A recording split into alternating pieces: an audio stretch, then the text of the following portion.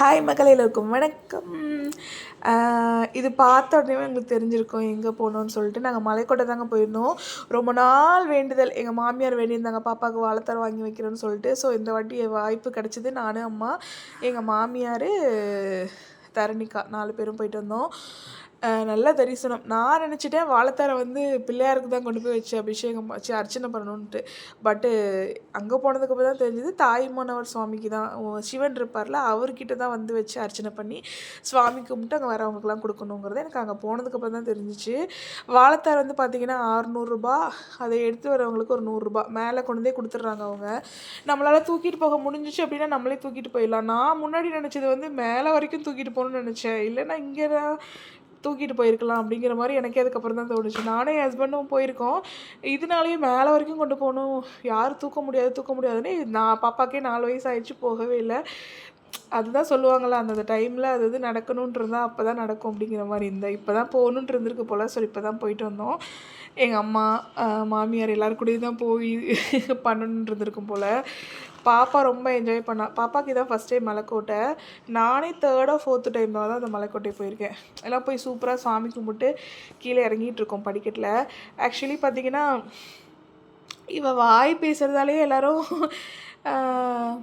துருத்துருன்னு கொஞ்சம் இருப்பா என் பொண்ணு. ஸோ அதனாலேயே ஐயர்லாம் பார்த்திங்கன்னா நல்லா ப்ளெஸ்ஸிங்ஸ் பண்ணாங்க அவளுக்கு பார்த்திங்கன்னா நல்லா படித்து நல்லா பெரிய ஆளாக வரணும் அப்படி சொல்லிட்டு மாலைலாம் போட்டுவிட்டாங்க. நான் ஆக்சுவலி பார்த்திங்கன்னா நாங்கள் மேலே மாலை பூ எதுவுமே கீழேயே நான் தான் மேலே தான் பண்ணுவாங்கன்னு நினச்சேன். ஆக்சுவலி அர்ச்சனை சீட்டு எல்லாமே கீழேயே முடிஞ்சிருச்சு. எனக்கு அதுக்கப்புறம் தெரியல. ஸோ அதனால் மேலே சுவாமிக்கு பெருசாக எதுவுமே பண்ணல, அர்ச்சனை சீட்லாம் வாங்கலை.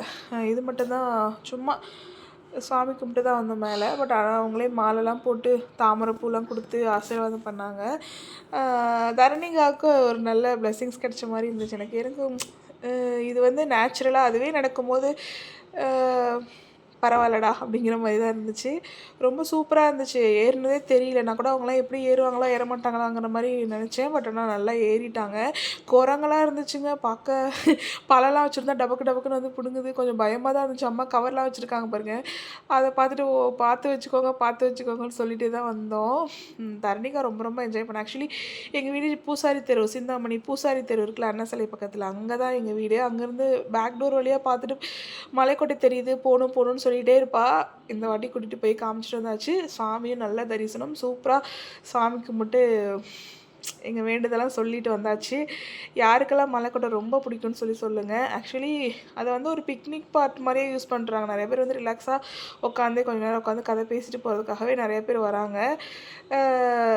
ஏற முடியாத அளவுக்குலாம் ஒன்றும் இல்லைங்க. நம்ம பாட்டுக்கு பேசிட்டே ஏறினோன்னா சீக்கிரமாக கடகடன்னு ஏறிட்டு வந்துடுற மாதிரி தான் இருக்குது.